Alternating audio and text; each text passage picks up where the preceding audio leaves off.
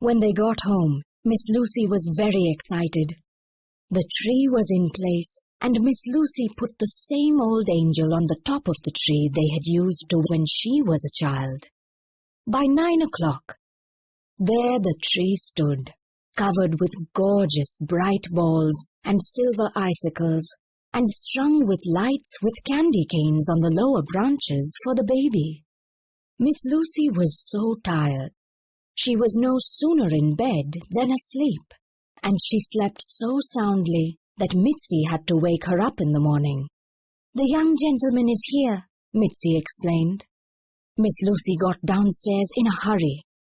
Chester was standing in the parlor, staring at the tree with excited eyes. "I knew you would have the best tree," he said. Miss Lucy glowed with pride. "Would you like to have breakfast with me?" she said. Chester said politely, "I will be glad to keep you company." But before they had finished, there was a policeman with a summons.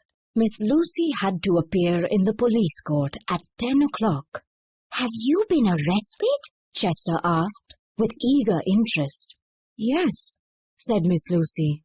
"Arthur and I got a ticket for parking too long on Front Street, but I will be home before you get here with the baby."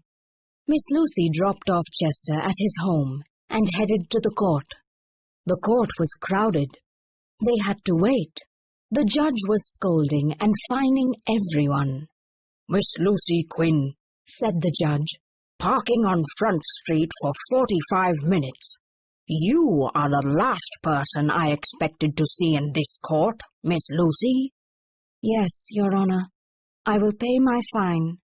$7, said the judge, "and I want to speak to you in the chambers." Miss Lucy paid her fine and went into the judge's little room. When the door closed, he shook hands with her, his eyes twinkling. "So you have a Christmas tree, Miss Lucy," he said. "My wife and I were speaking about you the other day. We haven't seen you in years." "Why don't you come to call on me and see my tree?" said Miss Lucy Quinn. "We'll be glad to do it," Judge Hennessy answered. "My father didn't like you, I know," said Miss Lucy. "But then, he had the prejudices of his day and age. This is a fine new world we are living in, Thomas. Tell me, is Deborah as pretty as she used to be?" "She's a handsome woman yet," said Judge Hennessy, "and she has always admired you. We will come to see you, Miss Lucy." At home, Miss Lucy went up to her room and got the gifts she had purchased for Mitzi and Arthur and put them under the tree. Chester arrived with the baby. She had red cheeks and bright blue eyes and silky, soft, fair hair. Miss Lucy lifted her and sat in the parlor with the baby in her lap. But the baby went straight for the tree, grabbed one of the candy canes, and stuffed it in her mouth. Finally, Arthur took Marie and Chester home in the car.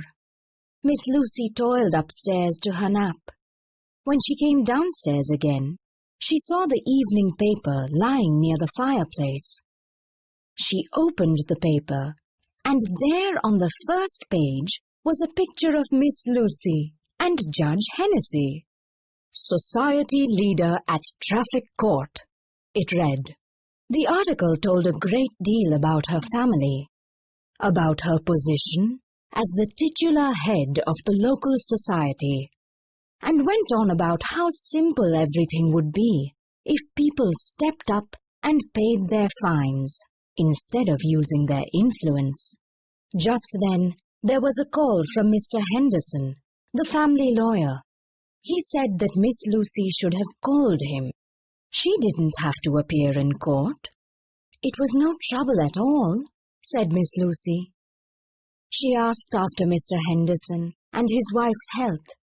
She also agreed to go to the Hendersons to dinner the following Tuesday.